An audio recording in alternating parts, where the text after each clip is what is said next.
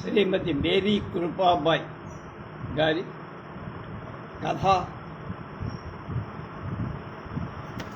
కథాంజలి 6వ భాగం 33/26 పెళ్లి కొడుకుల మేళ. న్యూస్ పేపర్ చూస్తున్న చంద్రముఖి కళ్ళు పెళ్లి కొడుకుల మేళ అనే హెడ్డింగ్పై నిలిచాయి. ఆత్రంగా హెడ్డింగ్ కింద ఉన్న సమాచారం చదివి ఈ నెల 10వ తారీఖు మన్మథ గ్రౌండ్స్లో పెళ్లి కొడుకుల మేళా జరుగుతుంది. ఈ మేళాలు అన్ని కులాల, అన్ని మతాల, అన్ని రంగుల, అన్ని అర్హతల, అన్ని వయస్సులకు సంబంధించిన పెళ్లి కొడుకులు ఉంటారు.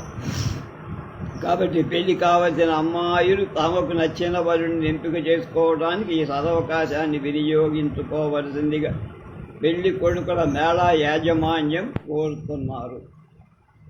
ఈ సమాచారం చదివిన చంద్రముఖి ఒక్కసారిగా ఆనందంతో ఎగిరి గంతేసి తనకిప్పుడు 37. తన అభిరుచులకు తగ్గ వరుడు నచ్చక ఇప్పటి వరకు పెళ్లి చేసుకో. గత 10 ఏళ్లుగా తను ఎన్నో పెళ్లి చూపుల్లో పాల్గొన్నా ఎవ్వరూ తనకు నచ్చకపోవటంతో విసిగి. కానీ ఈ నెల 10వ తారీఖున ఈ పెళ్లి కొడుకుల మేళాలు అన్ని రకాల పెళ్లి కొడుకులు ఉంటారు. తప్పకుండా తనకు నచ్చిన వరుణ్ణి ఎంపిక చేసుకోవచ్చు. ఈ మేళాకు తనకు తోడుగా తన స్నేహితురాలు కల్పనను తీసుకొని వెళ్తే బాగుంటుందనుకుంది చంద్రముఖి. పెళ్లి కూడా మేళాను బయట నుంచి పరిశీలించింది. పెళ్లి కొడుకుల మేళా ఒక ఎకరం స్థలంలో అధునాతమైన షామియానాల కింద అందంగా అద్భుతంగా ఏర్పాటు చేయబడింది. కళ్ళు జిగేల్మంటున్నటువంటి లైటింగ్ కాంతిలో వచ్చిపోయే జనం చెరువులో చేప పిల్లల్లా తడుపుకొని మెరుస్తున్నారు. మేళా విపరీతంగా రద్దీగా, అందమైన అమ్మాయిలు వయ్యారంగా నడుచుకుంటూ చిరుమందహాసంతో లోపలికి వెళుతున్నారు. వరుణ్ణి ఎంపిక చేసుకున్న అమ్మాయిలు వరుడితో సహా సంతోషంగా బయటికి వస్తారు. ఈ మేళా ప్రాంగణంలో ఉన్న అందరి ముఖాలలో ఆనందం ద్విగుణీకృతము. కల్పన, మేళా చాలా అందంగా ఉంది కదా. అవును చంద్ర, చూడటానికి 2 కళ్ళు చాలటలే. ఈసారి నీకు నచ్చిన వాడు దొరుకుతాడేమో చూద్దాము. చంద్రముఖి, కల్పనలు మేళాలోకి వెళ్ళారు. అక్కడ ముఖద్వారం దగ్గర సలహాలు ఉన్న కౌంటర్ ఉంది. ఆ కౌంటర్లో పింక్ కలర్ యూనిఫారంలో ఉన్న ఒక వ్యక్తి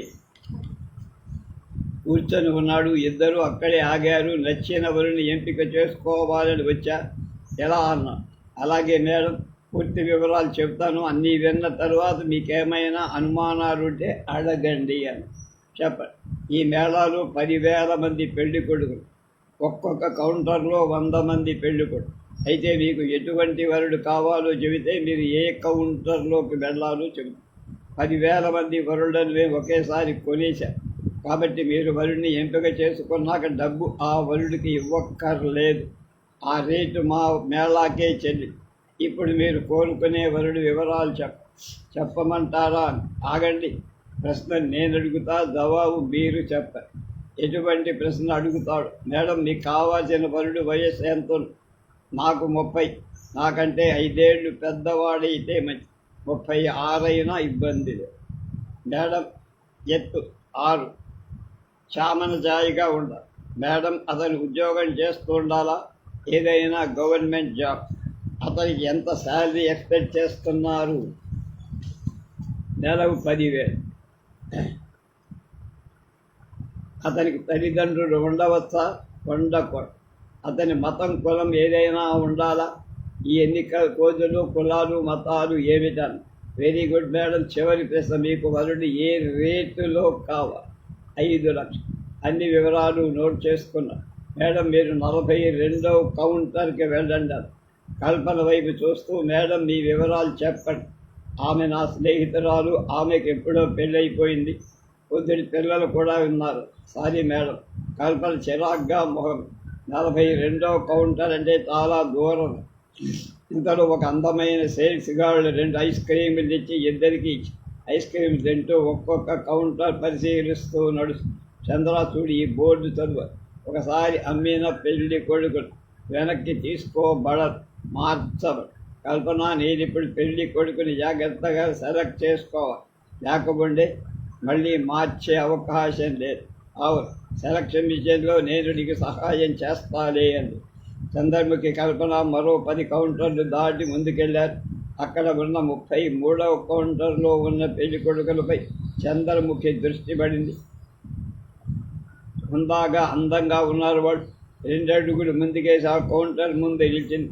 కల్పన ఆమెను అనుసరించి కౌంటర్ ముందు పింక్ కలర్ యూనిఫామ్లో సేల్స్ మెన్ నిలబడి, ఎక్స్క్యూజ్ మీ, ఈ కౌంటర్లో పెళ్లి కొడుకులు ఏ రేట్లో ఉంటారు అని.